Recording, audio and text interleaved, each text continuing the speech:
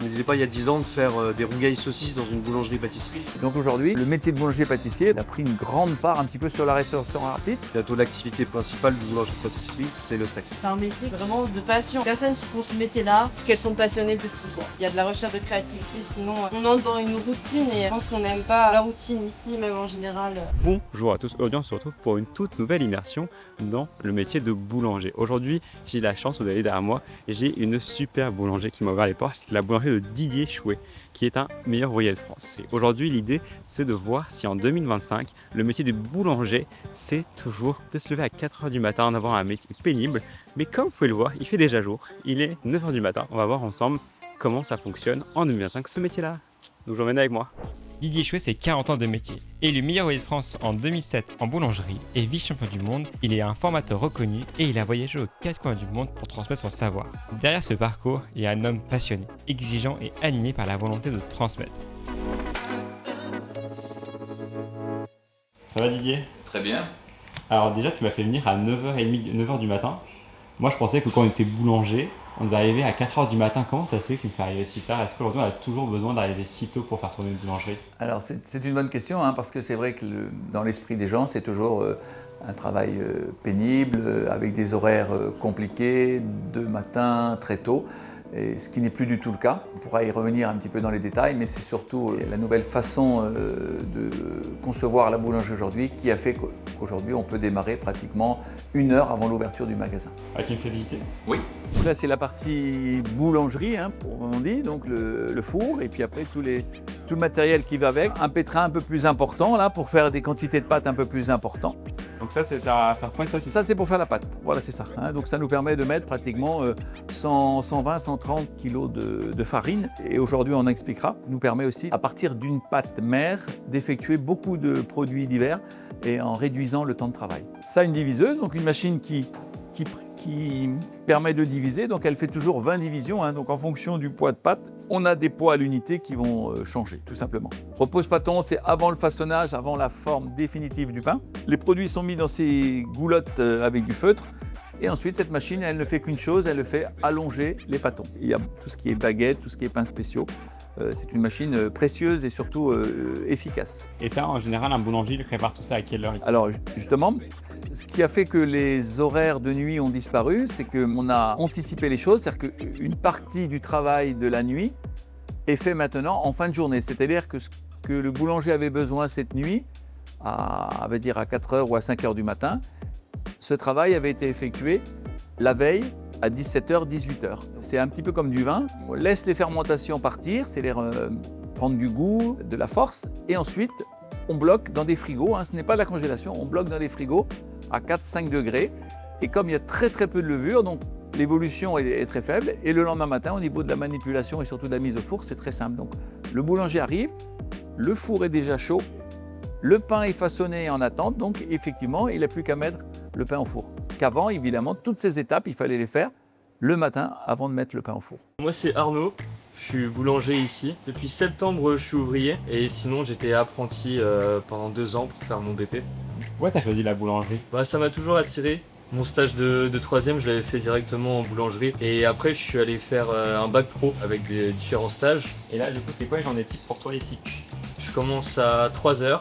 Ah, tu commences tôt, toi? Ouais. Ah, et c'est un choix ou c'est... Y a pas trop le choix, de toute façon, pour avoir le pain à l'ouverture. Donc je commence à 3h, je divise tout ce qui est tradition, toutes les différentes baguettes qu'on a, céréales, craquantes, campagne, les sandwichs aussi. Je les façonne.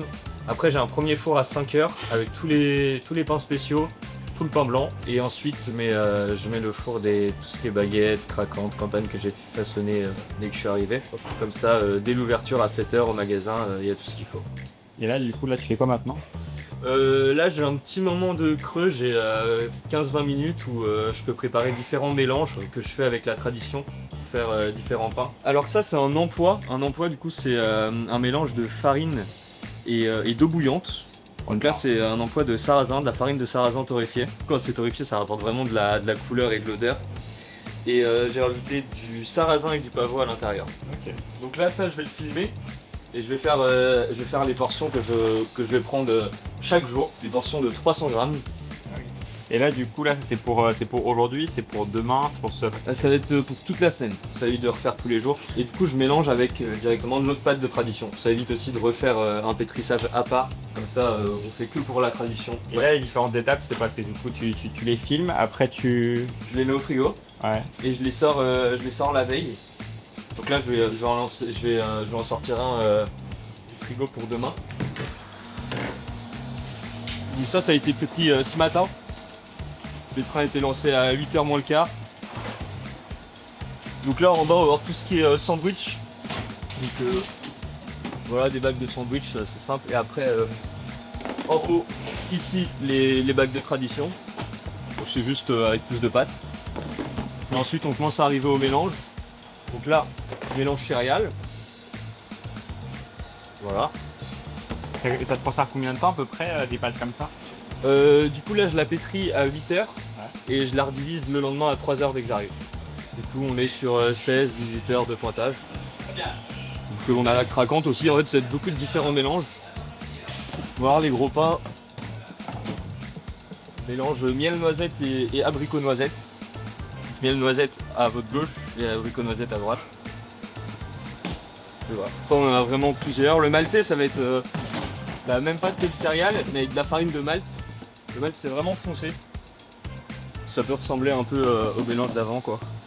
Donc là, c'est la partie tour, hein, la partie de Jean-Guy. Donc là, ici, c'est tout ce qui est viennoiserie, pain au chocolat et toute la partie pâte feuilletée, pizza. Hein. Tout ça, il a étalé ça ce matin avec cette machine. Donc cette machine, c'est un laminoir. Hein. Donc c'est pareil, elle n'a qu'une seule fonction. Elle permet tout simplement d'abaisser la pâte pratiquement de 3 cm jusqu'à 2-3 mm. C'est-à-dire que ici, tu fais aussi tout ce qui. Tu vas que de la boulangerie, tu fais aussi tout ce qui va être les pizzas, les sandwichs. Exactement. Tout ça, là.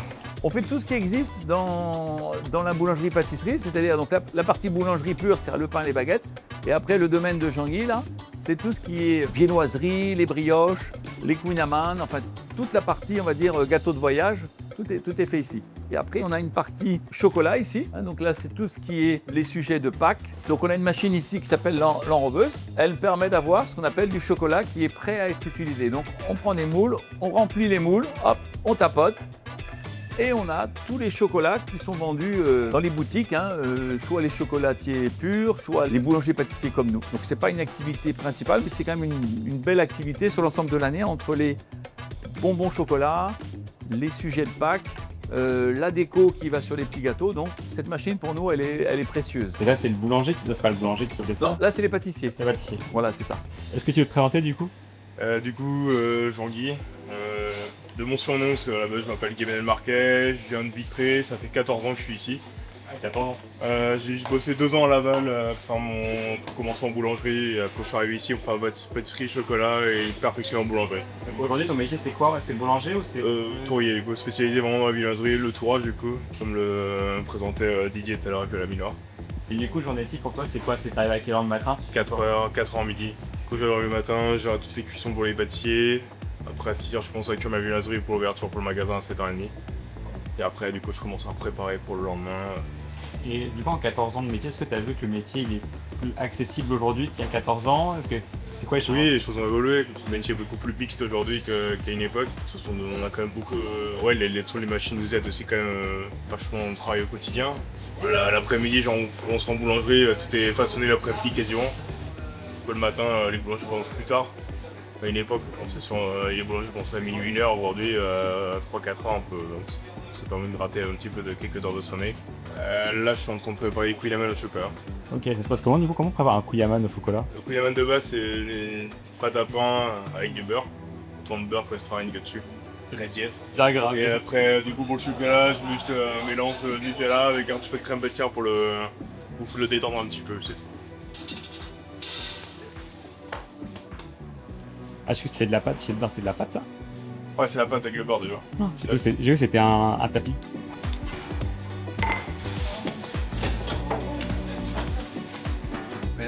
La qualité des croissants de Jean-Guy, tu vois, c'est parfait. Je vais te mettre ça à manger tout à l'heure. Et là, ça prend combien de temps du coup à faire un kouign-amann? Là, l'étape peut durer un bon quart d'heure quand même.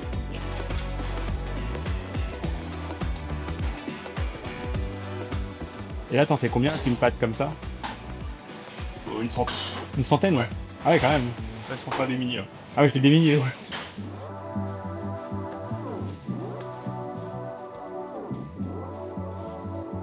Derrière aussi. Quand j'en mange, à chaque fois que j'y vais, Ça reste un plaisir. Ouais. ah, ça reste un plaisir, mais ah, c'est tout, quoi. Tu dis au moins que tu peux pas te bourrer ça parce que c'est tellement lourd d'un coup que. Ouais, pour ça, moi j'en fais plusieurs déclinaisons aux fruits aussi. Ok. Parce qu'on te laisse une liberté de créativité ou pas? Oui, bah oui. C'est-à-dire que là, par exemple, le Kuyamano fruits, au chocolat et tout, c'est toi qui désigne hyper. Qui pense à la recette.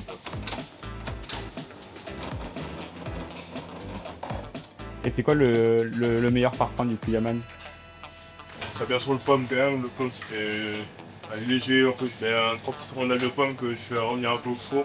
Alors pour moi, les sucrés salés aussi, je suis chèvre miel ou tomate de Provence. Ah, ça a le bon, ça. Voilà, plutôt pour l'apéro. Le pain que tu décides de faire, c'est parce que c'est ce qu'on mange, c'est ce qu'on demande. Bah, comment tu t'organises pour savoir qu'est-ce que tu dois faire comme type de pâtisserie, de gâteau, de pain? En gros, j'essaie de m'en mettre un plateau avec tous les pains à la table. Je sais qu'il y a des parfums qui partent plus que d'autres. Les gens comme restent comme sur le traditionnel quand même. Pomme, framboise, chocolat, ça appartient un petit peu plus aussi. Là. Là, c'est la réalisation de tous les sandwichs. Hein. Donc tout ça doit être prêt pour 11h30, juste avant que les gens des bureaux viennent chercher. Et là, une fois que la sandwicherie sera terminée, donc ils vont attaquer tout ce qui est entremets, petits gâteaux, jusqu'à 17-18h ce soir. Le contenu des journées, il est toujours identique.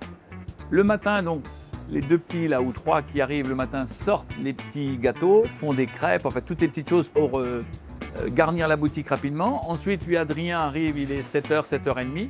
Et là, ils attaquent toute la partie cuisine, salade, petite salade comme ceci. Alors, je m'appelle Adrien, je suis gérant de la boutique depuis 6 mois. Ça fait 25 ans que je travaille ici. Et puis moi et ma compagne, on a repris ça il y a 6 mois. C'est quoi les types de gérants de boulangerie? Bah, le matin, moi, maintenant, je viens plus trop la nuit. Maintenant, je fais plutôt la journée complète. C'est-à-dire que le matin, je fais tout ce qui est snacking. Et après, je fais tout ce qui est pâtisserie l'après-midi et préparation pour le lendemain. Et c'est quoi du coup ce que tu préfères dans ton métier? Oui, ce que j'aime, moi, c'est la pâtisserie, faire du snacking, j'aime beaucoup. C'est un truc qu'on ne faisait pas il y a 4-5 ans et puis qu'on a développé et puis qui m'intéresse beaucoup. Et toi qui es gérant d'une boutique du boulanger, comment tu vois l'évolution de ce métier? C'est quoi toi ta vision là-dessus? Par rapport à il y a une dizaine d'années? Ah bah déjà l'évolution, c'est déjà dans le snacking, ça a fait une grosse ampleur dans notre métier. Et maintenant, c'est bientôt l'activité principale du boulangerie-pâtisserie, c'est le snacking. Ah ouais, il y a plus de gens qui vont aller acheter au-delà des sandwichs et tout que... Oui, je pense, ouais. Je pense, il y a des choses qu'on faisait pas avant et que maintenant, je me disais pas il y a 10 ans de faire des rougailles saucisses dans une boulangerie-pâtisserie. Je pensais pas vendre une rougaille saucisse. Ça dit comme ça, c'est quand même... Alors c'est vrai que la boulangerie, elle a beaucoup évolué. À l'origine, c'était, enfin moi, quand je remène ça du temps de mes parents, ils faisaient du pain, 3 petits gâteaux en fin de semaine, un peu d'alimentation pour le bétail. Alors, je remets ça dans un contexte de campagne, mais ça n'a rien à voir avec ce qu'aujourd'hui. Donc aujourd'hui, le métier de boulanger-pâtissier, il touche quand même, il a pris une grande part un petit peu sur la restauration rapide. Tout ça, ça a été dû aussi au Covid, parce que évidemment, quand les restaurants ont été fermés, eh bien, on a eu la chance, je dis bien on a eu la chance que l'État nous laisse la possibilité d'ouvrir. Donc, les boulangers-pâtissiers se sont tout de suite engagés dans les plats préparés. Et tout ça, par contre, c'est resté. Donc, c'est très positif pour nous, hein. Moins pour les restaurateurs, mais pour nous, c'est intéressant d'avoir gardé toute cette activité, quoi. Je m'appelle Claire Vie, je suis en apprentissage en BTM pâtissier. Je suis dans ma 2e année là. Et pourquoi tu as fait ce métier? Oh bah j'ai toujours voulu faire ça depuis que j'ai au moins 13 ans. Genre, je me suis jamais posé la question sur un autre métier, c'est comme ça. Et voilà quoi, genre c'est un métier qui est vraiment de passion. Allez, vraiment, personnes qui font ce métier là, c'est qu'elles sont passionnées de fou quoi. Ouais. Autrement, les personnes, je pense, autres arriveront pas à tenir, même soit au niveau contraintes horaires et etc.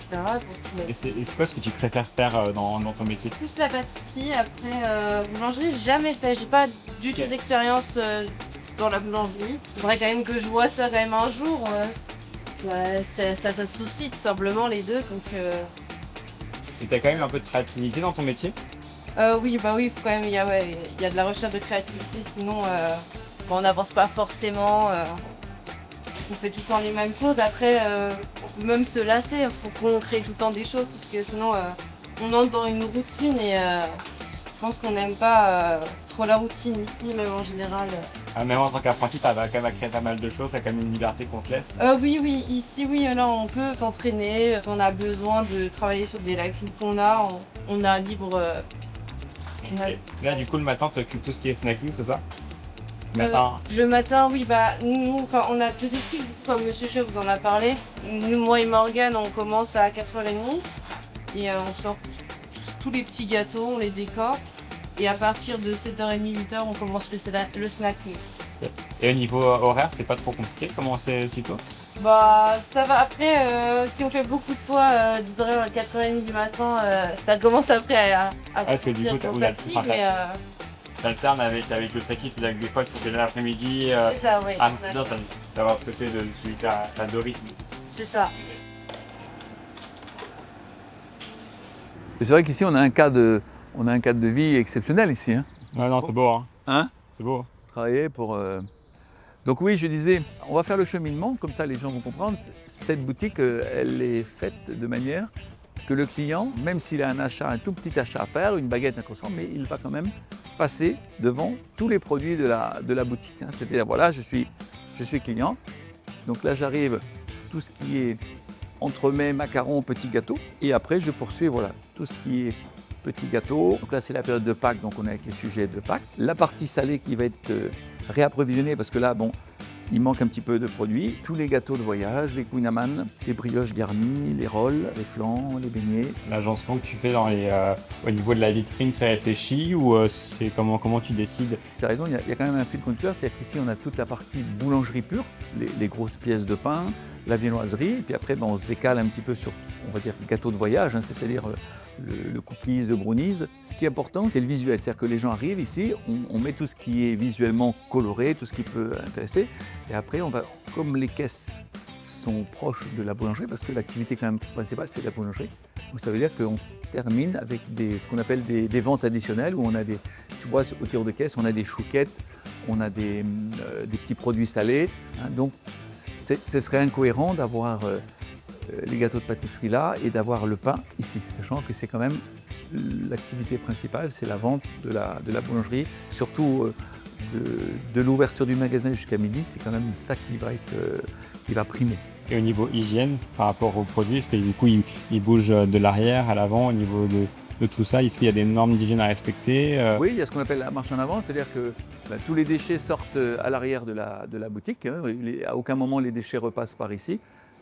Et après, vous allez voir, on a fait des réhausseurs de glace pour le postillonnement des gens. Hein. Tout est fait de manière que les gens soient en pleine sécurité pour acheter les produits. Tout est mis derrière des glaces, donc ça c'est important. Ah ouais, je me posais une question, c'est que souvent quand je vais à la boulangerie, tu sais, vers 16h, 17h, il n'y a plus de baguettes. Est-ce que toi, du coup, tu fais toutes tes baguettes le matin pour la journée? Comment tu prévois tes stocks? Tout ce qui est grosses pièces de pain comme ceci, évidemment, ça a une conservation très très longue. Hein. On peut conserver ces produits, je parle pour le consommateur. Hein. Nous, on vend que du pain frais du jour. Le consommateur peut avoir sur 2-3 jours. Donc tous ces produits n'ont aucun intérêt d'être cuits dans la journée. Par contre, les produits comme les baguettes qui sont un peu plus fragiles sont cuits tout au long de la journée. On va en cuire le matin vers 6h, on va en cuire vers 10h, on va en cuire vers midi et on va en cuire dans l'après-midi entre 15 et 16h. Dans le domaine de la boulangerie, on ajuste seulement, le domaine de la boulangerie, on ajuste seulement avec les baguettes chaudes l'après-midi. Toutes ces grosses pièces de pain n'ont pas d'intérêt parce que ce sont des pains qui se conservent très très bien. En fait, tu fais 3 fournées de pain par jour. De baguettes. De baguettes, pardon. Ouais, enfin, 4 cuissons, on va dire. 4 cuissons de baguettes et on fait seulement 2 cuissons de gros pain par jour. Voilà. Et quand tu parles de cuisson, ça veut dire que la pâte, elle est faite en amont, c'est ça? Et bien, ce qui était cuit à 5h du matin avait été façonné la veille à 17h. Donc voilà, ce soir, si tu n'es pas parti, tu verras, la personne l'après-midi sera en train de façonner tout ça. Tu verras tous ces produits qui sont là, tu les verras dans un grand frigo, voilà, en attente pour la cuisson du lendemain. Pour la crabatière que tu avais là tout à l'heure, j'ai divisé en 3. Ok. Ah oui, là, du coup, tu as étalé la crème pâtissière. C'est ça. Un crabatière sans œufs aussi pour garder la conservation aussi. Et ça change le goût de ne pas mettre d'œufs ou mettre des œufs? Bah là, comme les parfums sont quand même assez puissants, on va pas le sentir vraiment. J'ai l'impression que c'est des crêpes géantes. Tu sais, genre, tu sais, les énormes crêpes au Nutella, genre. Si t'arrives à manger ça une seule fois, mais y a pas de souci, à jouer. Ah, je pense que là, tu décèdes après, genre. Appelle ton médecin. Là, le foie, c'est non, là. Genre faire un pain en raisin, c'est la même technique exactement. Là, on étale une pâte, on étale la crème, les raisins, hop on roule. Ça je vais couper des dessus. 40, c'est grave. Ah, et du coup, là, c'est comme c'est des mini, tu fais vraiment. Bon, je pose approximativement après, c'est bien de le faire. Ouais, 45 grammes. Ah, quand t'es fort, hein. Voilà. Avant, c'est. On sent le travail qu'il y a derrière. Donc là, je prends une dizaine de parfums. Alors, ce que je fais, moi je fais une pré-cuisson. Ça me permet de faire un peu le stock quand même à l'avance, quand même, pas trop faire tous les jours. Le problème, c'est que je stocke la pâte crue au congèle. Il y a tellement de sucre que le sucre en fait va tuer la levure en fait. Parce que ça, tu comptes à combien de temps ces pâtes-là entre le moment où tu les fais et la vente? Bon, au congèle, pas plus de 15 jours. Quand même, quoi. Là, c'est des moules du coup pour rien.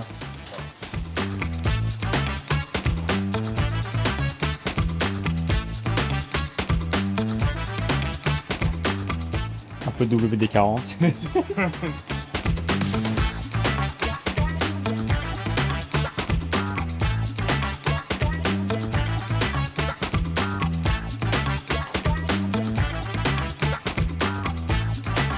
Ça sent en chambre chaude, pour une trentaine de degrés. Ah, et du coup, là pour que ça gonfle. Voilà, c'est ça, pour activer les levures. Donc là, après, là, je fais une vingtaine de minutes en cuisson. J'attends que ça refroidisse, je les démoule. Puis après, Dans 2 heures, c'est bon, dans 2 heures. voilà, ça. Bon, bah, toi alors. Alors, qu'est-ce que tu nous fais de beau là? Alors là, c'est les baguettes moulées. Et quoi, les baguettes poulet? Moulées. Ah ouais. Non. Pas encore inventé ça. En forme de cuisse de poulet. Tac, du coup, elle, c'est un pétrissage à part. Je les ai pétris 10 minutes en première vitesse dans le spiral qui est derrière vous. Et 8 minutes en deuxième. Après, je les ai divisés directement. Et je les ai laissés se détendre dans les balancelles pendant 3 quarts d'heure. Ah, c'est hyper amusant, ouais. Du coup, c'est balance ton pain et après ça. Ouais, c'est ça, c'est la façonneuse. Donc ça tourne. Et tu peux, là, tu règles la longueur de la baguette. Et ici, tu règles l'espace entre les rouleaux là. Ah ouais. Pour chaque différent pain, on a les réglages qu'il faut. Et après, tu les mets à cuire, c'est ça? Non, là, je vais les cuire que demain. Tu vas les cuire demain. Ok, ah oui, d'accord, Ouais. c'est vraiment. Je vais les cuire demain à 4h30. Je les sors dès 3h dès que j'arrive. Et j'ajuste la pousse, si elles sont assez poussées ou pas. Et généralement à 4h30 à peu près entre eux. Ah, du coup, c'est vraiment. Aujourd'hui, c'est vraiment sur un petit tout en fait. L'idée, c'est dans. Ouais, c'est ça, on fait tout pour la veille. On fait vraiment pas grand chose en direct. Ok. Le principal, c'est la veille pour le lendemain. Là, les traditions, c'est je les ai pétries, je les laisse en bac. Et elles, je les façonne le lendemain. Et pour les baguettes moulées, elles sont déjà façonnées. Je vais les laisser 1 heure dehors. Et ensuite, je vais les mettre dans cette chambre-là, du coup à 7 degrés. Et je vais les récupérer, le lendemain. Alors, attends, une question que je me pose, c'est que du coup, quand c'est fermé, genre le samedi, c'est quoi? C'est dimanche, lundi? On ferme dimanche et lundi. Et du coup, quand c'est fermé, tu fais quoi? Tu pétris le samedi pour Alors, il y en a mardi? qui font ça, mais nous, il y a des gens qui vont venir le lundi. On a 2 boulangers qui viennent le lundi pour préparer pour le mardi. Ok, donc c'est-à-dire que en fait, le samedi, il n'y a pas de boulanger pour. Non, le samedi, on n'a pas besoin d'anticiper pour le lendemain. Ok. Le samedi, c'est que de la cuisson. Après, vu que le samedi, on a plus de pain, c'est quand même assez chargé.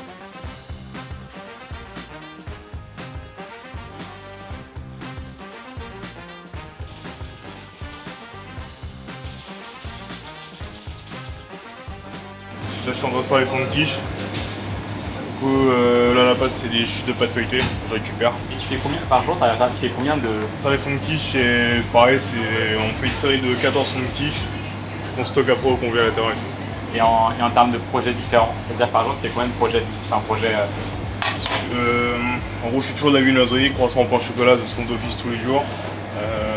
Après, pain raisin, je fais sur 2-3 jours. Tout ce qui est pépito, je fais 13 pistaches, ça, j'essaie de faire ça une fois par semaine. Et comment tu fais pour pas te lasser? Parce que souvent, il y en a qui pourraient dire que ça peut être assez redondant. Bah, déjà, parce que moi, déjà de mon côté, j'ai quand même une diversification des produits quand même plutôt correcte. Je suis jamais de la même organisation, à part le fait des cuissons. Les cuissons, je sais pas pourquoi tu vois la même organisation, mais niveau protection, c'est toujours diversifié. Puis après, bon, l'ambiance de travail est plutôt très bonne ici aussi. Ouais, ça a l'air. Voilà. Puis après, le cadre aussi avec l'extérieur et tout. Le fait d'être en ville par rapport à la campagne, au moins, Bah là, tu considères. Là, il y a quand même du mouvement et tout, quand même. Là, tu considères. Après, ouais, t'es à côté de Rennes en vrai. Voilà, c'est ça. Parce que t'es quand même à l'extérieur de Rennes, mais en France. Ça reste dynamique quand même, quoi. Ouais, bah. Là, c'est les baguettes que j'ai façonnées ce matin dès que je suis arrivé. Je garde un peu de céréales pour le four de 10 heures. Et la moitié des céréales viennent au four de 7 heures. Donc là, tu vas les mettre à cuire là? Ouais. Et du coup, ça met combien de temps à cuire? On est sur une vingtaine de minutes. Vingtaine de Là, minutes. ça dépend de à quel point le four est rempli aussi. Ça, plus on remplit le four, plus ça va mettre de temps. Donc entre 21 et 18 minutes.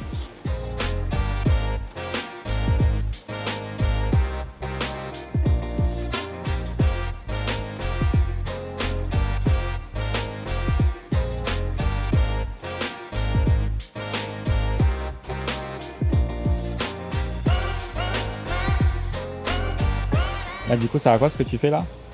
Alors là, je farine les baguettes. C'est surtout pour le côté esthétique. Ah, quand ça cuit, ça te fait un petit côté un peu plus blanc au-dessus, c'est ça? Ouais, voilà. Avec les coups de lame, il va avoir une nuance de couleur. Et là, les coups de lame, c'est. Entre les coups de lame, tu sais, souvent sur la baguette, c'est un peu sur le côté. Là, tu fais des coups de lame assez droites. Alors là, quand j'ai un seul coup de lame, ouais, je vais rester assez droit. Donc sur les craquantes, c'est un seul coup de lame. Ok. Et donc là, je vais arriver aux campagnes, je vais mettre 4 coups de lame.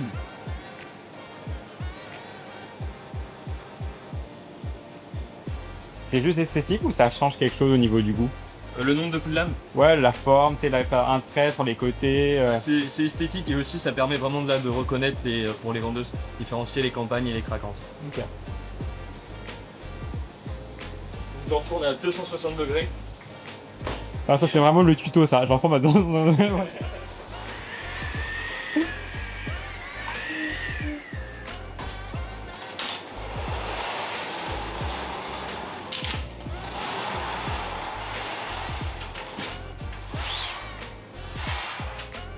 Il reste plus qu'à attendre 20 minutes. Et donc là, après, je vais enchaîner avec des traditions. Je pourrais avoir une Mercedes, je pourrais avoir une, mais moi je préfère avoir un beau labo et que tout le monde en profite que de. Tu vas mort là-dedans. Plutôt que de. C'est bon. Plutôt que d'avoir un truc et que tout soit délabré, parce que tout le monde en profite hein, quand tu travailles dans un bel outil de travail. C'est vrai que la fois j'ai mangé un poisson, c'est bon. Tu comprends, ce qui est important, c'est que les gens, souvent, ils pourraient avoir des croissants pas mal. C'est que là, il n'y a pas de pâte. Quand tu as de la pâte comme ça, ça a dû t'arriver que tu manges un truc, il y a de la pâte à cuit. Parce que le produit n'est pas suffisamment poussé. Et surtout, il y a eu trop de pâte au départ. Alors, comme il y a eu trop de pâte, l'appréciation de la pousse, elle est faussée parce que le type, il part avec un produit qui est trop riche en pâte. Alors, quand il est poussé visuellement, eh bien, il devrait être le double. Mais s'il le fait pousser le double, bah, ça va être horrible. Donc, il le met au four comme ça. Mais c'est pas bon à manger. Que là, on a un poids de pâte qui est cohérent, c'est-à-dire qui n'est pas trop gros. Et la pousse est bien aboutie. Hein, ça se mange sur Ouais, c'est hyper. Ouais, c'est qui est dingue, c'est qu'en fait, souvent, on sent le côté beurré, le côté lourd. Oui. Et là, c'est vraiment, ça te fond dans la bouche, mais c'est dingue. Oh, je suis arrivé pile au bon moment, quoi, frère.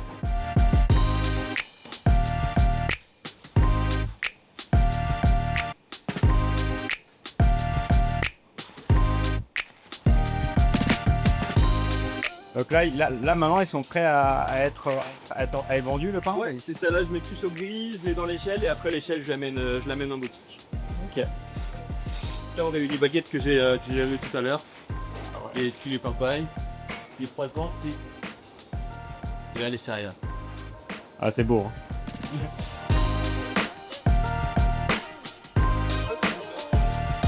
Juste là, les Quillerman classiques. Ah, ça, c'est Kouyaman au chocolat, du coup. Ouais, c'est ça. Sans gluten, tout à l'heure on ramenait un morceau. Ah, là, je viens de manger. Alors, si je m'en Ouais. fais maintenant, là, ça va être la fin. Chickens. Allez, ce soir. Et ta journée? Yes. Et du coup, là, c'est. Et du coup, là, tu fais une passation avec un d'après, c'est ça? Ouais, du coup, après mon pote, il n'y a personne qui reprend le relais derrière. Ok. Généralement, Bon, tout ce qui est viennoiserie, c'est surtout le matin qu'on vend, quoi. Ah, parce que l'après-midi, c'est plus quoi, du coup, vous demandez? L'après-midi, Ah, bah, faut c'est gâteau. gâteau. Bon, jour gâteaué, pour le petit à 16h, avec un peu de pain pour le soir autrement. Oh, la vraie piste. Voilà. Ok. Trop bien. Bah voilà, ça y est, le tournage est fini. Du coup, bah, vous avez pu voir ce que c'était la base du métier de boulangerie, comment ça fonctionnait. On remarque qu'ils font beaucoup de choses, qu'ils font plus en fait, tout simplement, ils font beaucoup moins de boulangerie. Ils s'occupent beaucoup de tout ce qui est snacking, pâtisserie. Donc voilà, j'espère que cette vidéo vous aura plu, que cette immersion vous a plu. Donc n'hésitez pas à me dire en commentaire et dites-moi dans quel endroit vous voulez que j'aille la prochaine fois. Et on se retrouve très vite pour de nouvelles vidéos. C'est Antoine, ciao!